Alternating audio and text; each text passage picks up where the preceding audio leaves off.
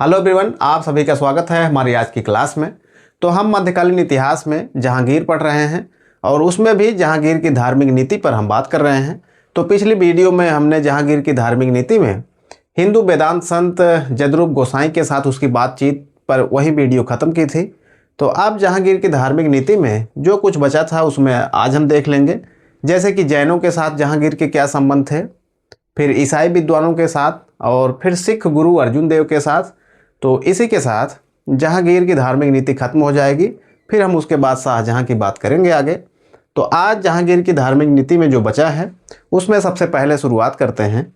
मध्य Asia का एक यात्री जो जहांगीर के समय भारत में उपस्थित था और जिसका जहांगीर ने अपनी पुस्तक तुजु के जहांगीरी में उल्लेख किया है, वह यात्री था मध्य एशिया का महमूद बल्खी। तो इसके विषय में एक बार नेट में पूछा गया है कि जहांगीर ने उसके विषय में कहा था कि महमूद बल्खी जो था अहमदाबाद में महमूद बल्खी का इतना प्रभाव था कि अहमदाबाद के जो संस्थापक थे वे इस महमूद बल्खी का बहुत सम्मान करते थे। तो जहांगीर ने अपनी पुस्तक में लिखा है और यह पूछा गया था एक बार।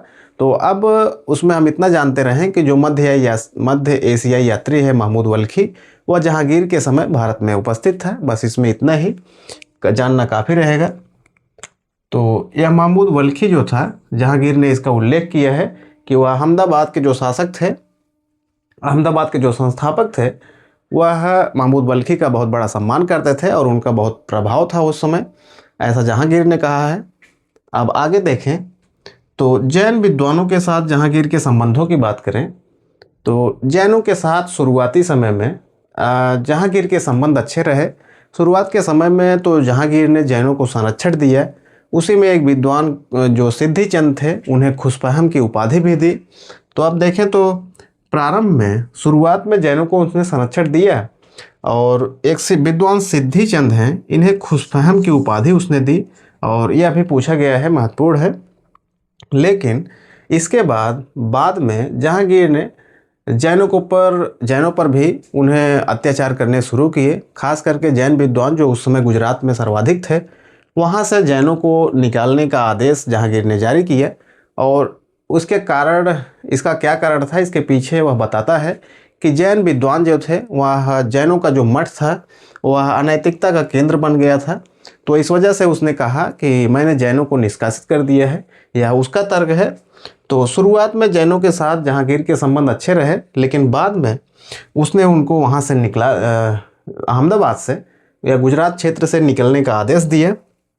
तो वह अपनी पुस्तक में जैन भिक्षुओं को सेवड़ा कहता है कि सेवड़ों को, या सेवड़ों का जो केंद्र था गुजरात, वहाँ से मैंने उनको निकालने का आदेश दिया। तो यह तो जैनों के विषय में था।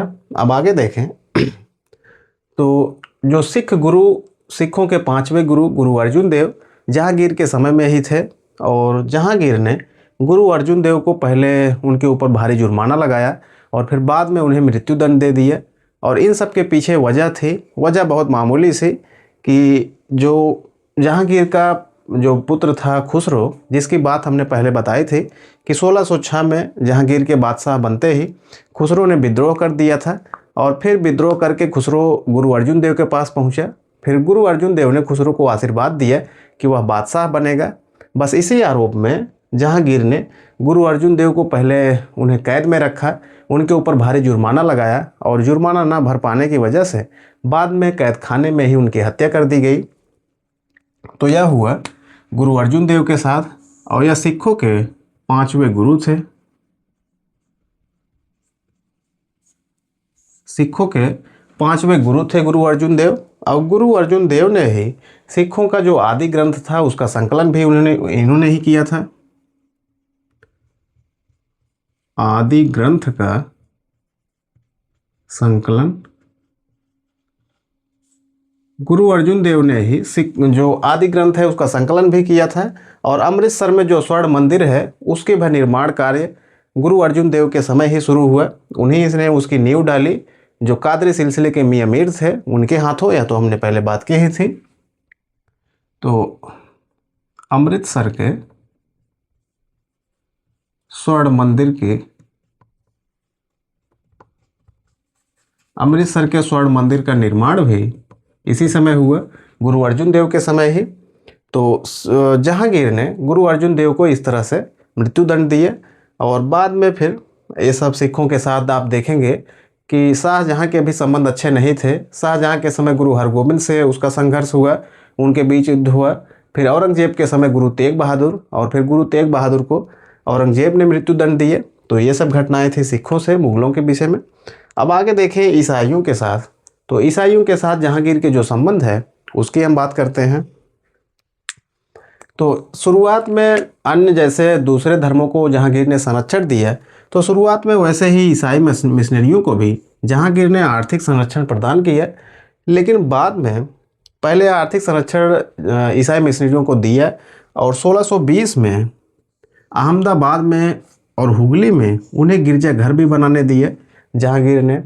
और उसके साथ साथ जहांगीर के जो एक पुत्र था और अपने पोतों का ईसाई धर्म में धर्मांतरण भी जहांगीर ने करवाया। तो उनके जहांगीर के पुत्र और उसके पोतों का सार्वजनिक बपतिस्मा जो है यह जहांगीर ने करवाया 1610 में। तो शेख अहमद सरहिंदी जो एक नक्शबंदी सिलसिले का अनुयायी था, जहांगीर के उससे संबंध अच्छे नहीं थे, और यही वजह है कि जहांगीर ने उसे कुछ समय तक ग्वालियर के किले में कैद रखा। उसका कहना था कि इससे शेख अहमद सरहिंदी की अक्ल ठिकाने आएगी। ऐसा करने के पीछे वजह यह थी कि जहांगीर मानता था कि शेख अहमद सरहिंदी बहुत कट्टर है और वह बहुत रूढ़िवादी है, वह दूसरे लोगों को बहुत इसके खिलाफ चढ़ा रहा है। और शेख अहमद सरहिंदी नक्शबंदी सिलसिले का था, और नक्शबंदी जो सिलसिला है वह वैसे भी रूढ़िवादिता के लिए जाना जाता है। और शेख अहमद सरहिंदी जो है वह अकबर के जो वहजतुल वजूद है उसकी जो विचारधारा है उसके खिलाफ था, उसका आलोचक था। तो शेख अहमद सरहिंदी के विषय में यह जानते रहें कि जहांगीर ने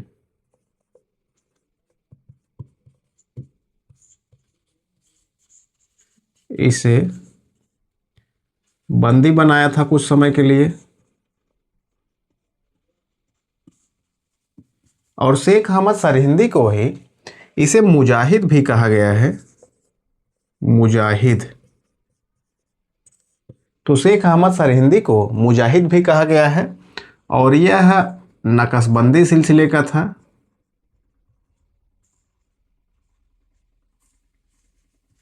सूफियों के नक्शबंदी सिलसिले का था शेख अहमद सरहिंदी।